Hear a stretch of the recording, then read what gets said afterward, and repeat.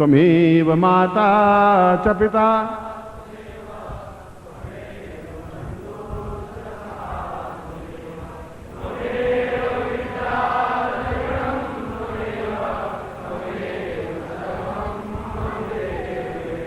त्वमेव माता च पिता त्वमेव बन्धुश्च सखा त्वमेव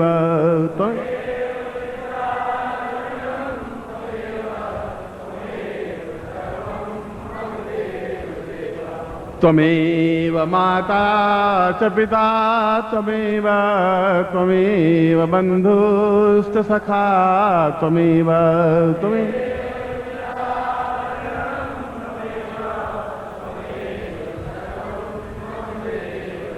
तत्रादु मंत्रम दद्यात। दोनों हाथ खोल दीजिए। आशीर्वाद के रूप में आपको यह मंत्र दे रहा हूं जो अपने आप में गोपनीय। जो मैंने मंत्र बोला है वह अपने आप में अद्भुत है और कैसेट में और रिकॉर्ड में एक तो संग्रहित है जो आने वाली पीढ़ियों के लिए आपके लिए एक धरोहर है।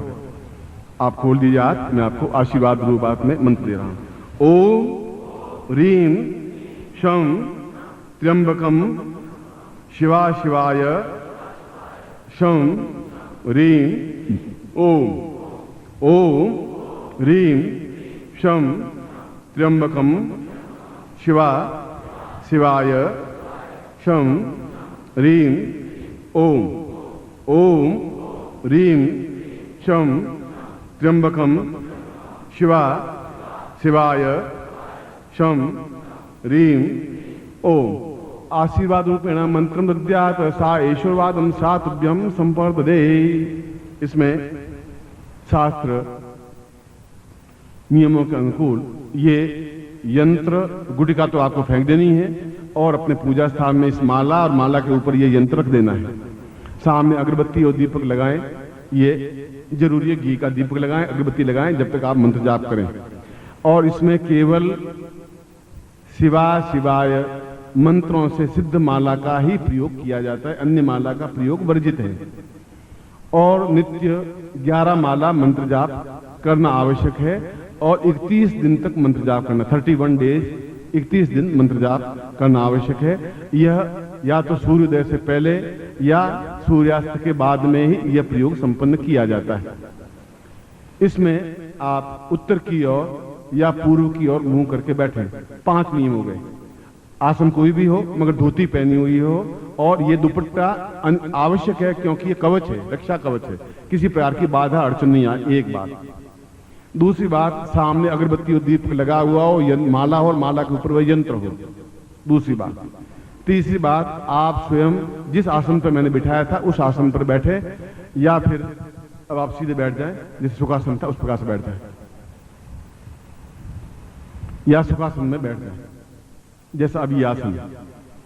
फिर आप शिवा शिवाय माला से आपको 11 माला मंत्र जाप नित्य करना है और 31 दिन तक करना है। और उसके बाद में उस माला को और उस यंत्र को नदी में प्रवाहित कर लेना है, जिससे कि वरुण देवता भगवान महामृत्युंजय के पास में आपके मंत्र को या आपने जो साधना की वह पहुंचाए और वह आपके हृदय में स्थापित हो, वह एक सर्कल बने। इसलिए यह प्रयोग पुरुष या स्त्री कोई भी कर सकता है, मगर मंत्र जब से पहले और अंत में आपके सामने गुरु चित्र हो, उसकी पूजा हो, गुरु पूजन पुस्तक है उसके हिसाब से पूजन हो जाए या गुरुवै नमः इस ढंग से पूजा हो जाए, मगर 4 माला मंत्र जाप करना आवश्यक है क्योंकि इतनी श्रेष्ठ साधना और मंत्र जो आपको प्रदान किया गया है। मेरी बिना आज्ञा के आप आगे किसी को न ये मंत्र दें न ये साधना आप दें, यह मेरी एक आज्ञा है क्योंकि शास्त्र मर्यादा यह है कि यह अत्यंत गोपनीय है। कई चीजें गोपनीय है। क्यों है? इसके पीछे कई रहस्य हैं क्योंकि शाम को जब ये प्रयोग हमारे समाप्त हो जाए, जब मैं चला जाऊं, तब इस मंत्र को सुबह जल्दी उठ करके, यानी ये सूर्योदय से पहले हो सकता है या सूर्यास्त के बाद हो सकता है, मगर दुपट्टा पहना हुआ आवश्यक है, धोती पहनी हुई आवश्यक है। करें तो पूर्ण विधि विधान के साथ करें। आप स्वयं देखेंगे कि आपका यौवन परिवर्तित हो लौट रहा है, आपके उमंग जोश जवानी साहस रोग सहित समाप्त हो रहे हैं और जीवन का एक अद्वितीय पृष्ठ खुल रहा है यह गुरुदेव की तरफ से आप एहसास करेंगे कि एक वरदान है जो को आपको प्राप्त हुआ है। मैं आपको पूर्ण आशीर्वाद के साथ में अपनी आशीर्वाद दे रहा हूं। अब आप यहीं पर बैठे रहेंगे। छोटे गुरुदेव आपके सामने प्रवचन कहेंगे, अपनी बात कहेंगे, अपने स्थान से उठेंगे नहीं, उठेंगे तो अड़बड़ाहट हो जाएगी।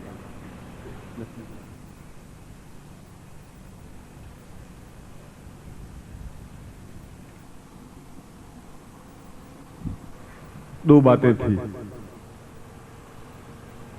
एक बात तो यह कि निर्धनता अपने आप में कोई सौभाग्य नहीं होता और हमेशा हमेशा के लिए आने वाली पीढ़ियों के लिए भी उस दरिद्रता को, निर्धनता को समाप्त करना और दूर करना मनुष्य के बस की बात नहीं रह गई है। अगर मनुष्य के बस की बात होती तो वह वैभवशाली होता। केवल लाखों में से 2-4 लोग भले ही वैभवशाली हों, मगर वे हमसे भी ज्यादा दरिद्री हैं, क्योंकि उनके पास, टाटा बिरलाओं के पास में नोट तो होंगे, मन की शांति नहीं है, सुख नहीं है, आनंद नहीं है, तृप्ति नहीं है।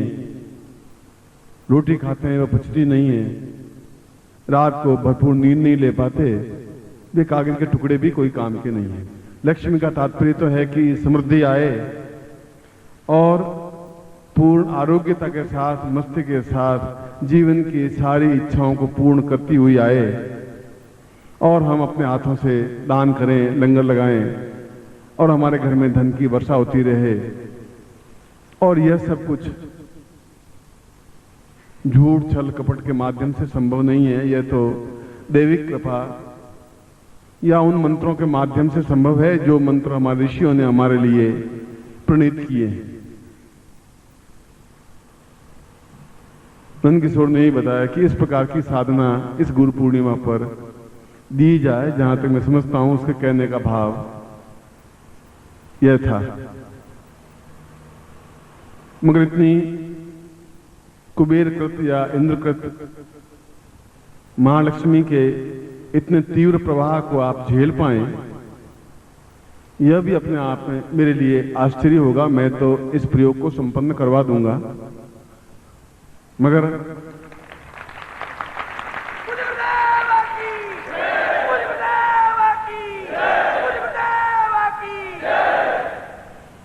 और करवाऊंगा ऐसा कि आप अगले 4-6 महीनों में भी देखें कि वास्तव में जहां से उम्मीद नहीं थी वहां से भी धन के आगमन शुरू हो गए हैं और इस समृद्धता की और तेजी के साथ बढ़ रहे हैं। ऐसा आप खुद एहसास कर पाएंगे। कल भी कहा था कि बाकी गुरु कहते हैं पूछन की देखी, मैं कहता आंखन की देखी। मैं तो जो कुछ अनुभव करता हूं,